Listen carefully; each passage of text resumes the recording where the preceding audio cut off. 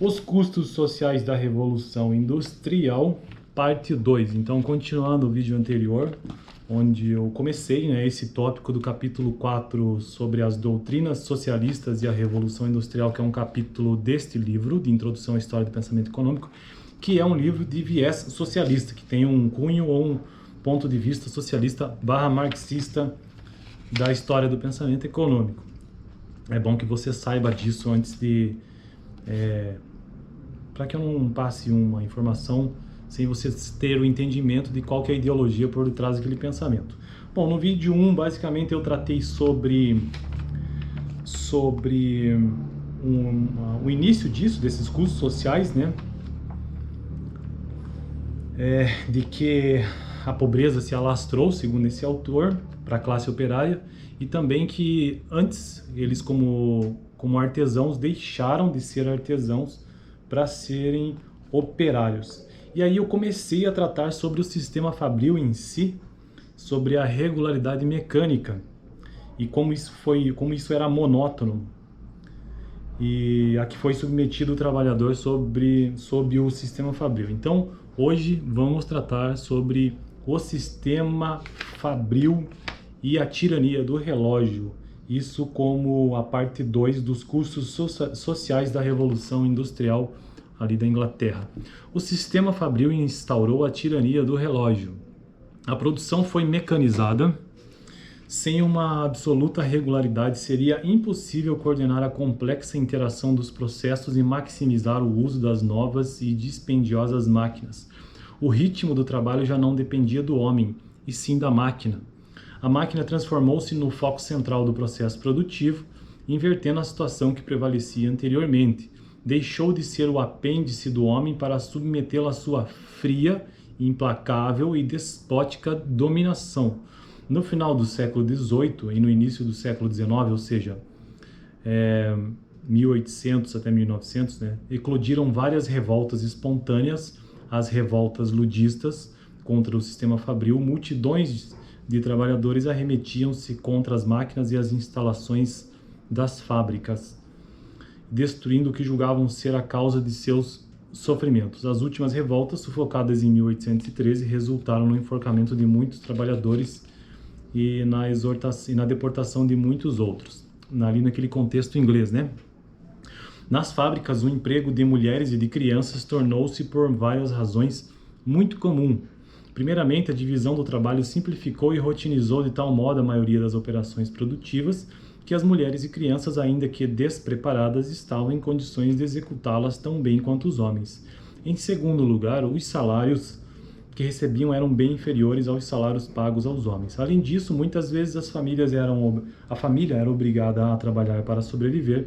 Depois, muitos empresários preferiam aos homens as mulheres e crianças, pois era fácil reduzi-las a um estado de obediência passiva.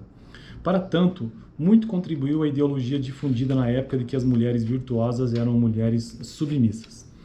As crianças estavam ligadas às fábricas por contratos de aprendizagem de 7 anos de duração, ou até que completassem 21 anos.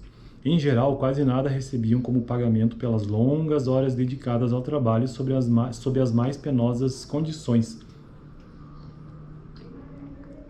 A lei dos pobres conferia às autoridades poder para entregarem sob contrato às fábricas os filhos dos indigentes. Tal prerrogativa deu origem às barganhas regulares em que as crianças eram negociadas como meras mercadorias entre os fiandeiros de um lado e as autoridades que executavam a lei dos pobres de outro. Lembrando, que a indústria têxtil foi talvez a mais poderosa do processo ali desse período, de Revolução Industrial. Lotes de 50, 80 ou 100 crianças eram enviados como gado para as fábricas, onde permaneciam enclausuradas por vários anos.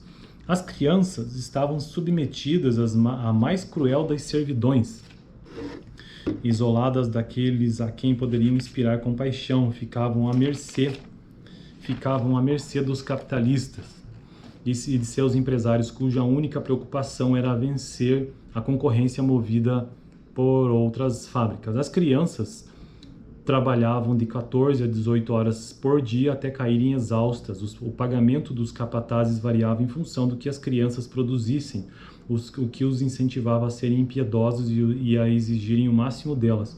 Na maior parte das fábricas, as crianças tinham direito, quando muito, a 20 minutos de descanso para a principal e, consequência, a única refeição do dia. Os acidentes eram muito comuns, sobretudo no final da longa jornada, quando as crianças, completamente exaustas, muitas vezes dormiam sobre o trabalho.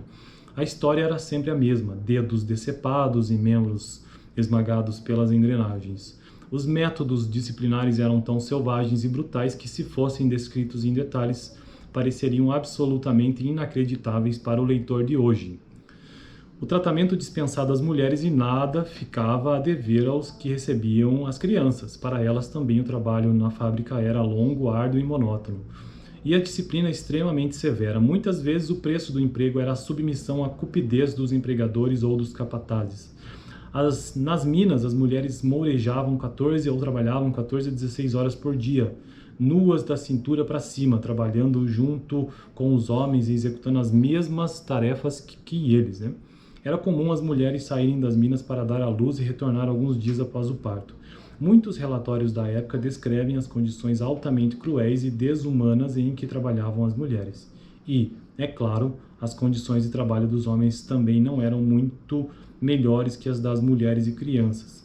A industrialização foi rigorosa, para finalizar o vídeo de hoje, dura e cruel aos extremos, tanto para os homens quanto para as mulheres e crianças.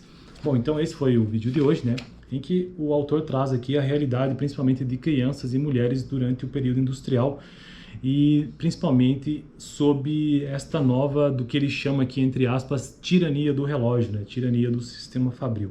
Lembrando, este aqui é um texto de viés socialista, de viés marxista, que traz essa crítica, portanto, a este período industrial, né? A este período que ele chama de capitalismo industrial.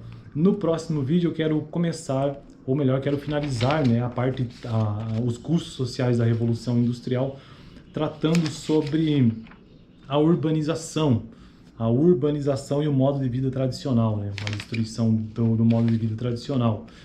Parte 3, então, dos custos sociais da Revolução Industrial. Dá uma olhada no último vídeo, se você quer entender um pouco melhor esse vídeo 2 que eu gravei agora, a parte 2, dá uma olhada na parte 1 que eu vou deixar no final, lá nos vídeos recomendados. Valeu!